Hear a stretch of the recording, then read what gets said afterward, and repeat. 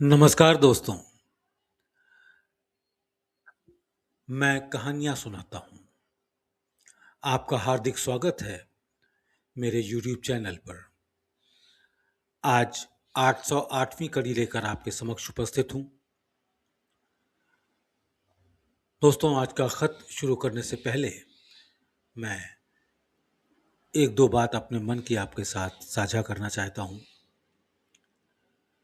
इस चैनल पर मैं अपने पूज्य गुरुदेवों के पत्रों को श्रद्धापूर्वक पढ़ता हूं। इन पत्रों में निहित प्रेम, करुणा, विनम्रता, साधना, आत्मचिंतन और आध्यात्मिक जीवन के अमूल्य संदेश आज भी उतने ही प्रेरणादायक हैं जितने उनके लिखे जाने के समय वो थे। मेरी कोशिश है कि इन पत्रों के भाव सरल और सहज रूप में अधिक से अधिक लोगों तक पहुंचें, ताकि प्रत्येक श्रोता अपने जीवन में शांति, संतुलन, आत्मविश्वास और आंतरिक परिवर्तन का अनुभव कर सके।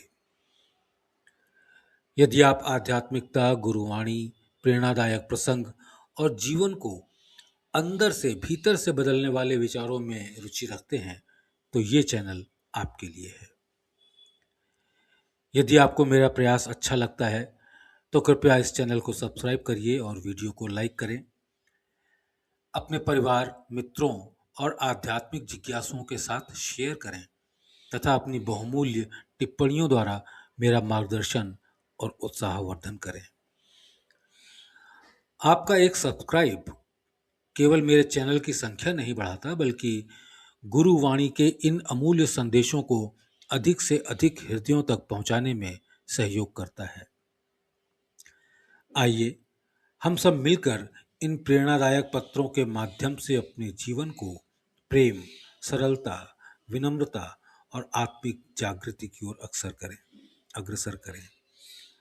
आपके प्रेम, सहयोग और आशीर्वाद के लिए हृदय से धन्यवाद। दोस्तों, आज का खत बाबूजी साहब का पुरानी सहज मार्ग पत्रिका में पब्लिश हुआ। ये मैंने पहले भी पढ़ा है। इसका शीर्षक है साधना का मार्ग। इस पत्र के शुरू में जो 4 लाइनें बाबूजी साहब ने लिखी हैं, उसको बहुत ध्यान से सुनिए, उस पर मनन करिए, ताकि हम अपने आप को तौल सकें। साधना का मार्ग। ईश्वर के रास्ते में जो बातें भी आती हैं, वो सब हमारे भले के लिए आती हैं। ईश्वर के रास्ते में जो बातें भी आती हैं, वो सब हमारे भले के लिए आती हैं। अगर रुकावटें हैं भी, तो इसका मतलब है कि मालिक को उन्हें दूर करने के लिए हमारे ख्याल में रहना पड़ेगा। तो फिर इससे अधिक हमें और क्या चाहिए कि मालिक का ख्याल हमारी ओर रुजू हो। समस्त पूजा और ध्यान का यही तो मकसद है कि मालिक की निगाह किसी तरह हम पर फिरने लगे। लेकिन मालिक की निगाह हम पर तभी फिरती है जब उसकी खोज में कोई गड्ढा या ऊंची नीची जगह आ जाती है। सूरदास जी चूंकि अंधे थे, बेचारे कृष्ण के प्रेम में लकड़ी से कुआं न टटोल सके और उसमें गिर गए। आखिर में श्री कृष्ण जी ने उन्हें अपने हाथों से निकाला। कितना सौभाग्य था कि कृष्ण जी के हाथ उनके शरीर पर पड़े। गोया कि कुएं में गिरने से उनकी पवित्रता और बढ़ गई। जब तक अहमियत मौजूद है, इंसान अपनी तारीफ से खुश होता है, और जब कोई उसको भला बुरा कहता है तब बुरा मालूम होता है। अहमियत का कोई ठीक नहीं, ना मालूम ये कहाँ तक जाती है, और शुद्ध अहमियत से तो बहुत दिनों में पीछा छूटता है। और यही तारीफ शुद्ध माया और शुद्ध अहंकार की है। ये दोनों वस्तुएं बहुत ताकत रखती हैं, और योगी अधिकतर इन्हीं से गिरता है। सर्वशक्तिमान ईश्वर अपनी दया करें। एक बात मैं तुम्हें और बताता हूं कि मान और अपमान इन दोनों से हमें कोई ताल्लुक नहीं रखना चाहिए। अपमान तो बहुत जल्दी छूट जाता है, किंतु भाई, मान का तोड़ना सच में ईश्वराधीन है। जब ईश्वर की हमारे ऊपर पूर्ण कृपा होती है तभी पीछा छूटता है। फिर भी जब तक शरीर मौजूद है कुछ ना कुछ ये अवयव शेष रह जाता है। मैं अपनी कमजोरी भी लिखता हूं।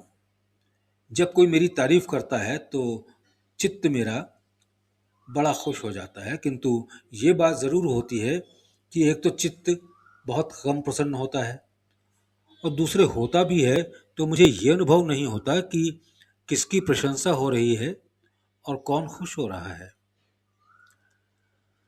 हम जब अभ्यास शुरू करते हैं तो हमारी निगाह मालिक पर रहती है और अपना रिश्ता फिर बंदे का हो जाता है। अब तो बंदगी की डोर मालिक तक हमने इस हद तक पहुंचा दी है तो उसको खबर होने लगी कि कोई उसको याद कर रहा है।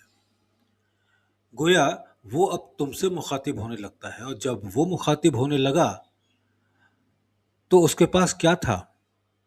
बेपरवाही विशेष रूप से। और असल चीज जिसके कारण वो मालिक बना, वही चीज अब तुम में उतरने लगी। यानी तुम्हारी भी हैसियत कुछ ना कुछ वैसी ही बनने लगी। गोया थोड़ी बहुत निस्बत तुम में भी आने लगी, या यूं कहो कि उसकी झलक बहुत कुछ अब तुम में भी पैदा हो गई। अब चूंकि तुमने बंदा होने का रिश्ता लेकर उसकी याद की है, इसलिए तुम्हारी चीज भी अब उस तक पहुंचने लगी। और जब तुम्हारी चीज उस तक पहुंची, वही बंदगी और भक्ति का ख्याल, और ये चीज पहुंचती ही रही यहां तक कि तुम अपने आप को भूलने लगे। जब ये हाल हो गया तो वह चीज चूंकि उस तक पहुंच चुकी थी, यानी बंदगी और भक्ति का ख्याल, अतः तुम्हें यह मालूम होने लगा कि वह स्वयं अब तुम्हारे ख्याल में है। इस प्रकार बहुत सी दशाएं समझ में आती हैं। उदाहरणार्थ अंतर्मुखी आदि, वो सब उसी की ओर से मालूम होती हैं। इस प्रकार भक्ति का एक नया अंक खुल जाता है। तुमने अक्सर ये लिखा है कि शरीर पिघल पिघल कर बहता है। एक बात लिखता हूं जो संभव है इसके जवाब के लिए काफी हो। वो ये कि जब हम तबीयत से प्रेम और अभ्यास करते हैं, जब हम तबीयत से प्रेम और अभ्यास करते हैं तो पिछले विचारों का जो प्रभाव है वो सब दूर होता जाता है और परमाणु पुराने भी गिरते जाते हैं और अच्छे परमाणु उसकी जगह पर बनते जाते हैं।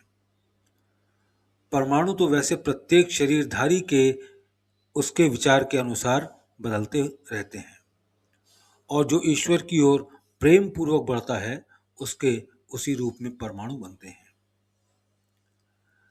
असल प्रेम वही है कि प्रेम करते करते प्रेम की खबर न रहे, और जब यह हालत पैदा हो जाती है तो फिर असल में भिदाव शुरू हो जाता है और तबीयत नम्र बनती चली जाती है।